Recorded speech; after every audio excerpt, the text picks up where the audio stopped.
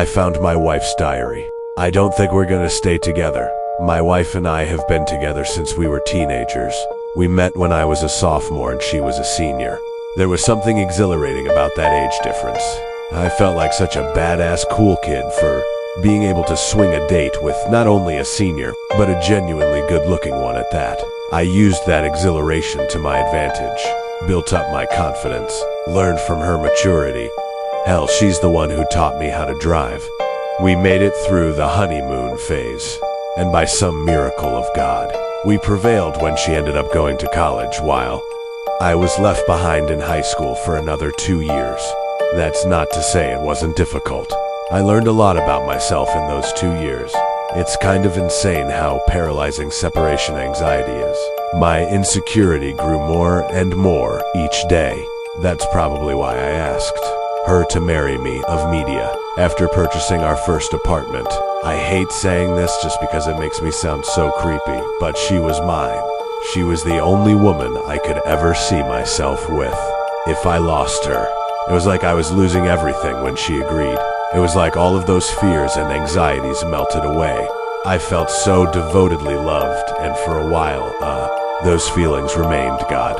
There's something wrong with me. Through all the love she displayed, all the warmth she provided, I still could not shake the feeling that she was lying. She didn't love me. She secretly hated me. She resented me more than anything.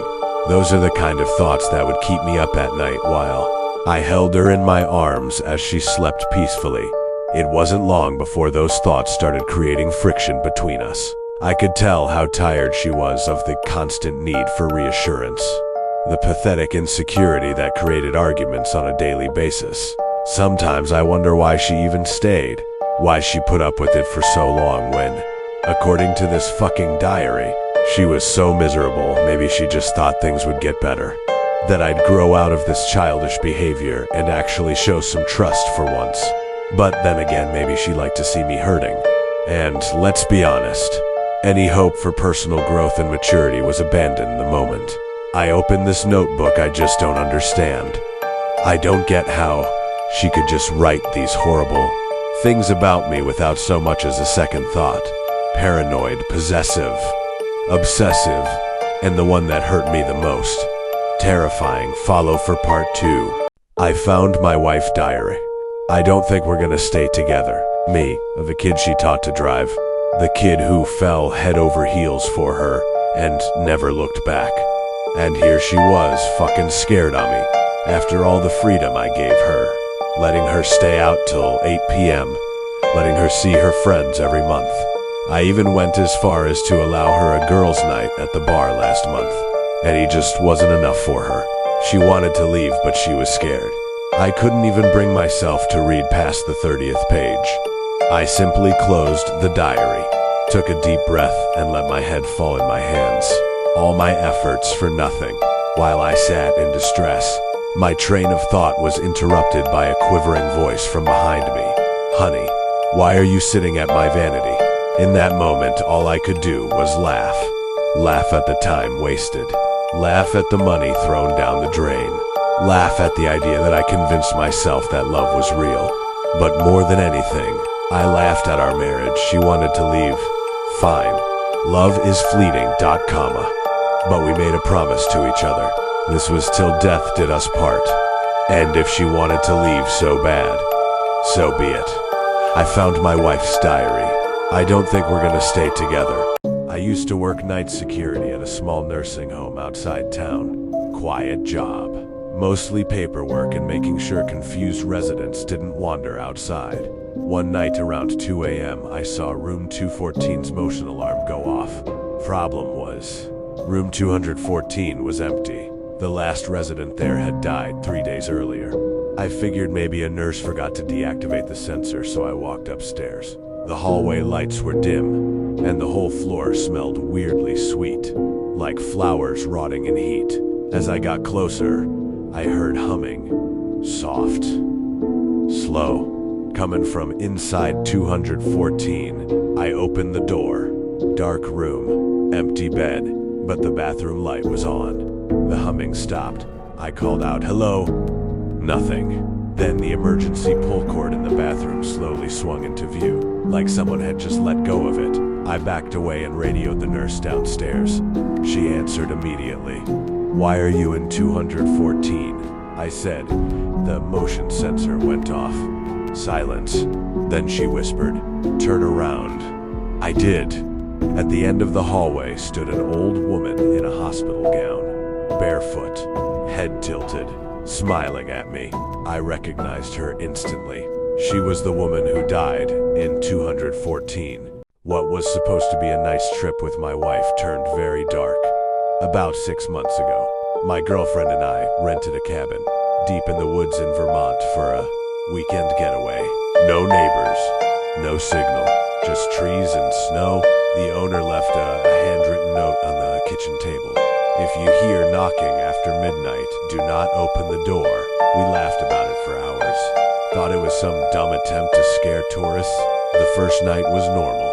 The second night, around 1:13 a.m., there was a knock. 3 slow taps. My girlfriend froze. I remember laughing nervously and saying, "Probably branches." Then it came again. Knock, knock, knock. This time from the back door. I checked the windows. Nothing outside except darkness and falling snow. No footprints. No car lights. Then we heard it again. But now it was from the front door. Like whoever or whatever it was had moved instantly around the cabin. My girlfriend whispered, "Don't open it." That's when we noticed something worse. The knocking wasn't coming from outside anymore.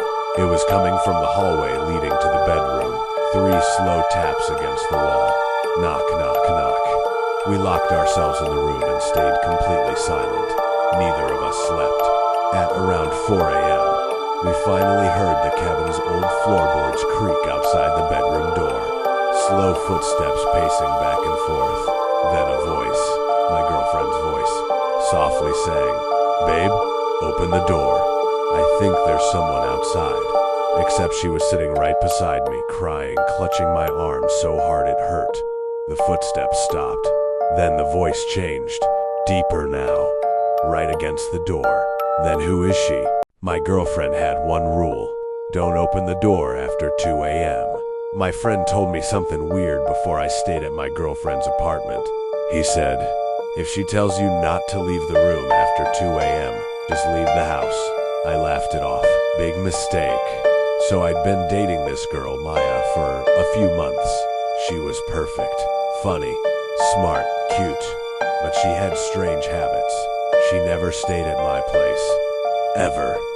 And whenever I slept at hers, she locked the bedroom door with this huge metal lock.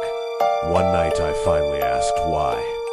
She looked dead serious and said, "After 2 a.m., don't open the door, even if you hear me talking." At first I thought she was joking. I said, "Talking to who?" She just stared at me and whispered, "No one good." Yeah, should've left right there. That night we watched movies and passed out around midnight. Then at exactly 2:13 a.m., I woke up. Maya was sitting straight up in bed, completely still, just staring at the bedroom door. I whispered, "Maya?" No response. Then she quietly said, "He's early." Bro, instant chills. She slowly got out of bed, walked into the corner of the room, and crouched down facing the wall, like a human spider. Then came the knocking. 3 slow knocks from the other side of the bedroom door. I froze, because Maya lived alone. Then I heard a voice, "Mia." It sounded wet, wrong, like someone trying too hard to sound human. Then it said, "Can I come inside?" Maya covered her ears and whispered, "Don't answer him." At this point my heart was pounding. Then I noticed the shadow under the door. It was moving, not walking, stretching, like something was trying to squeeze through the crack. I panicked and yelled, "Who the hell is that?" Everything went silent. Then Maya slowly looked at me, terrified, and whispered, "You answered him." The doorknob started shaking violently. My girlfriend had one rule. Don't open the door after 2 a.m. Stretching, like something was trying to squeeze through the crack.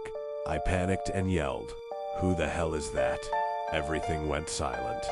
Then Maya slowly looked at me, terrified, and whispered, "You answered him." The doorknob started shaking violently. The entire door slammed over and over, right outside the room. This horrible choking laugh. Then Maya screamed.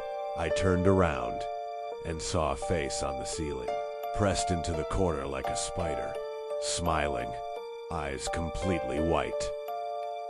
And then it spoke, using Maya's voice. "You weren't supposed to answer the door," I snapped.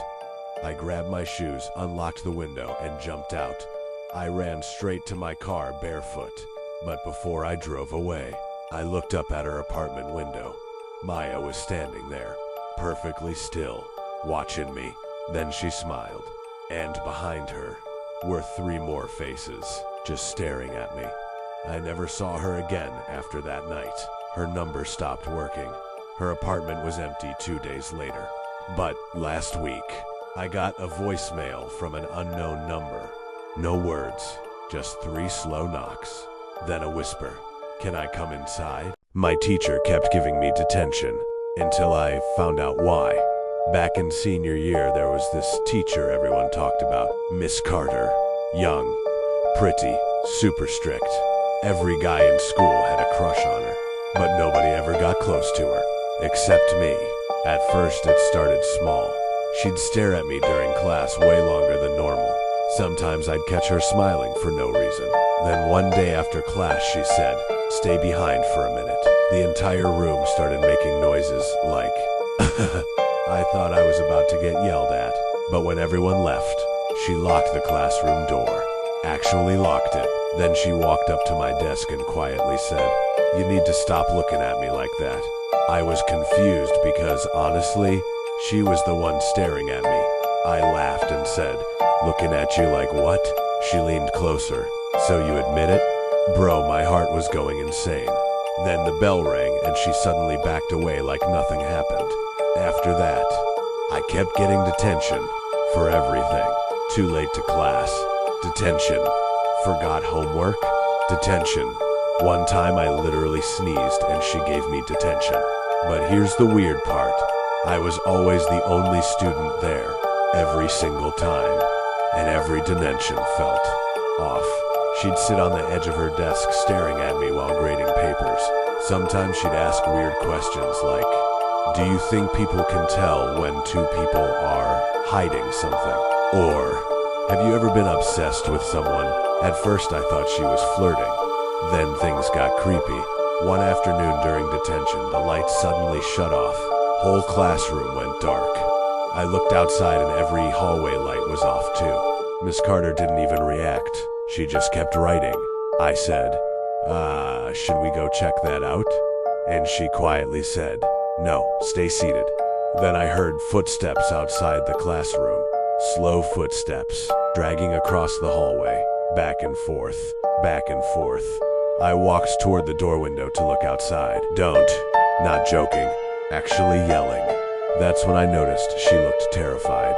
The footsteps stopped right outside the classroom door. Then came knocking.